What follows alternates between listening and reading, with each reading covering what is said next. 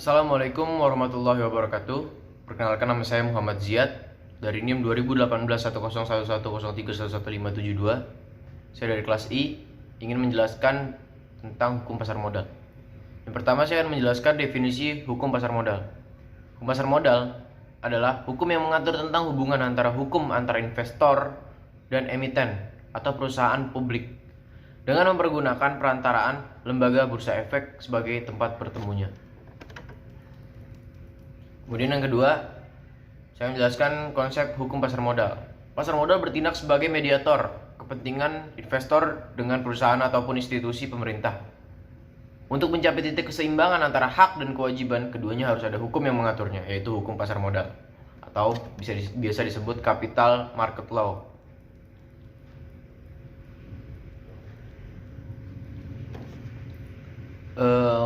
Dasar hukumnya yang pertama, Undang-Undang Nomor 8 Tahun 1995 tentang pasar modal, kemudian PP Nomor 45 1995 tentang penyelenggaraan kegiatan di bidang pasar modal, kemudian juga ada PP juga Nomor 45 di tahun 1995 tentang cara pemeriksaan di bidang pasar modal, kemudian ada peraturan menteri dan seperangkat peraturan pelaksana yang dikeluarkan oleh Ketua Bapepam sejak tanggal 17 Januari 1996 sampai dengan 2013. Kemudian yang terakhir ada peraturan OJK dan Bank Indonesia. Kemudian jenis-jenis pasar modal. Yang pertama, pasar perdana.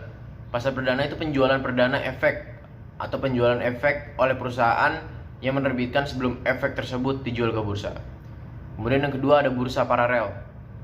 Pelengkap bursa efek yang ada di perusahaan efek yang menerbitkan efek yang akan menjual efeknya melalui bursa dapat dilakukan melalui bursa paralel.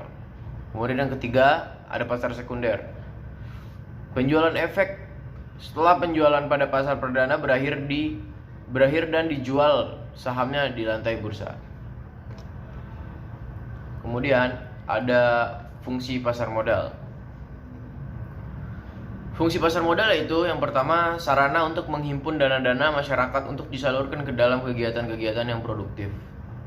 Kemudian yang kedua, sumber pembiayaan yang mudah, murah, dan cepat bagi dunia usaha dan pembangunan nasional.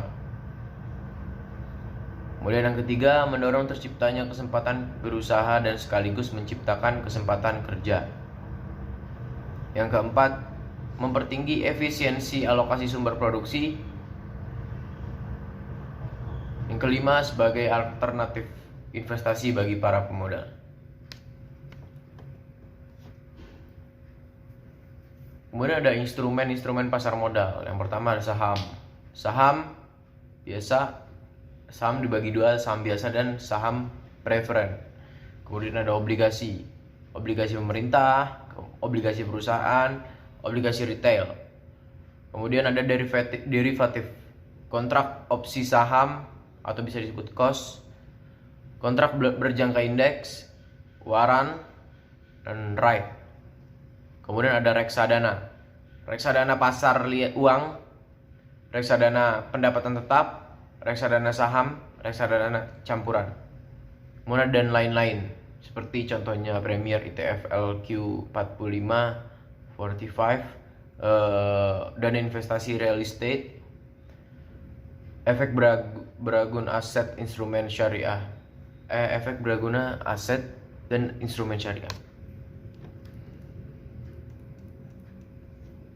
Kemudian ada juga tindak pidana pasar modal.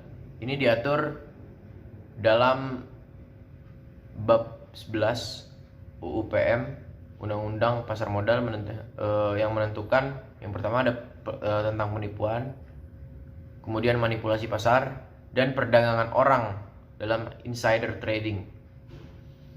Penipuan terdapat pada pasal 90 UU PM, kemudian manipulasi pasar terdapat pada pasal 91, 92 sampai 93 Undang-Undang Pasar Modal. Kemudian perdagangan orang dalam pasal 95, 96 dan 97 Undang-Undang Pasar Modal. Terima kasih. Demikian presentasi yang dapat saya sampaikan. Kurang lebihnya mohon maaf. Wallahu muwaffiq ila aqwamit thoriq. Wassalamualaikum warahmatullahi wabarakatuh.